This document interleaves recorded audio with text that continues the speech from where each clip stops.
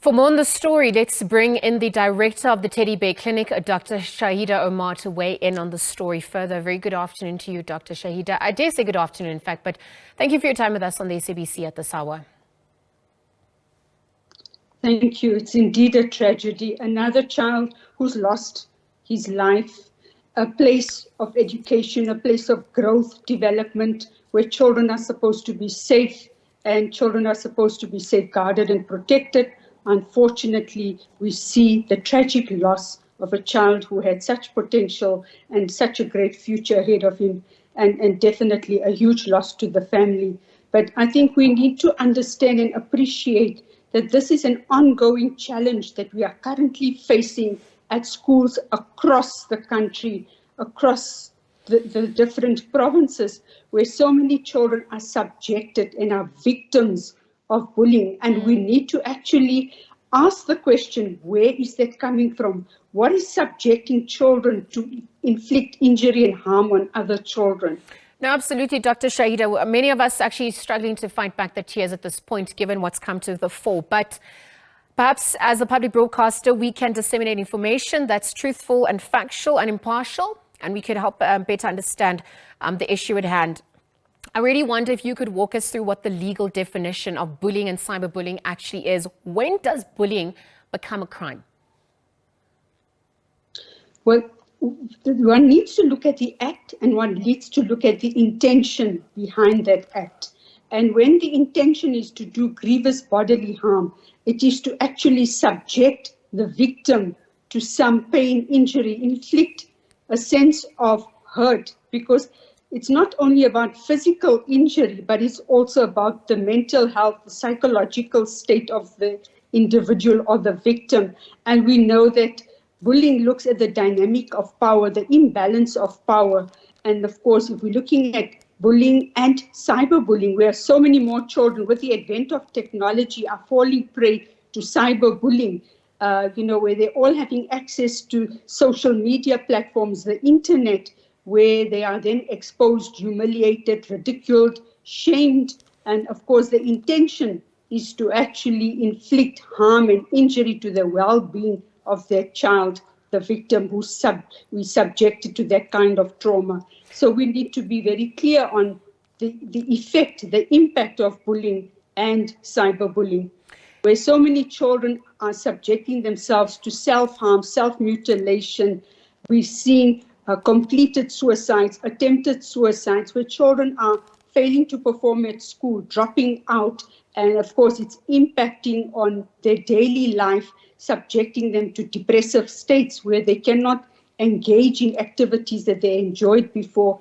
Their school grades plummeting as a result of both bullying and cyberbullying.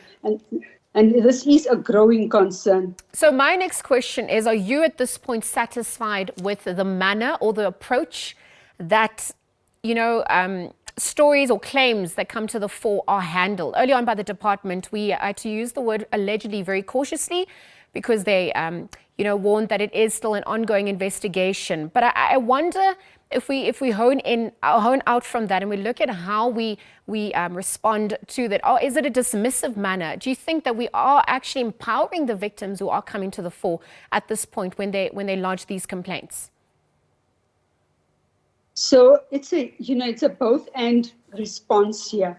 I think a lot has been done and is being done within the school structures, within the educational institutions, where a lot more awareness raising, conscientizing is happening and reporting structures are made available. But I think it's also, we're finding that not always, or I would say it's under-frequently reported, and children are not always accessing the kind of support they should receive. So it's not timeless, it's not immediate, the kind of responses one would expect. So, and children are afraid, they fear the fear of reprisal as a result of that, as a last resort, as a last measure. So in order to circumvent that or counteract it, I think a lot more training and empowering needs to be actually delivered to the educators, to supporting staff, to learner support agents, to peer support within the school structures. Because according to a lot of global research,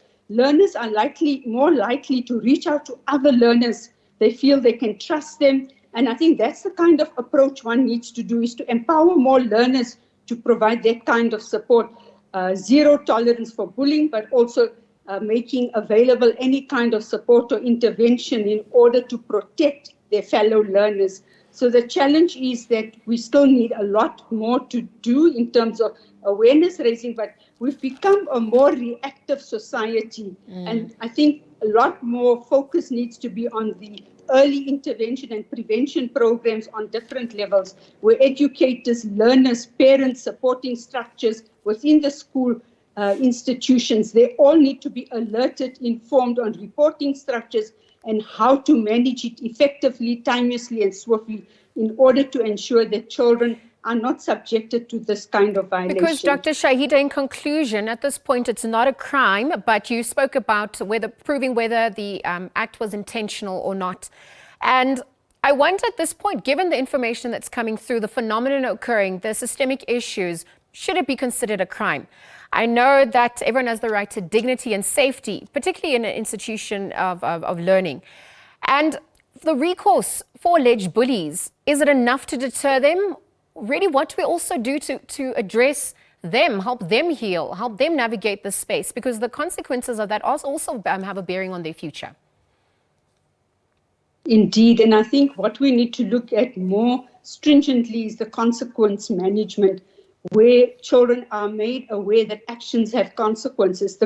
Having the crime prevention dialogues, we reach out when it's already happening, and we need to actually look at how can we prevent this from happening and ensuring that both potential victims and the potential victimizers get the kind of information they need here, and developing empathy, instilling empathy, because if we look at what we're dealing with, that bully, that victimizer also comes from backgrounds of adversity, often is usually a bad child, a mad child, labeled as bad or mad, but maybe a very sad child.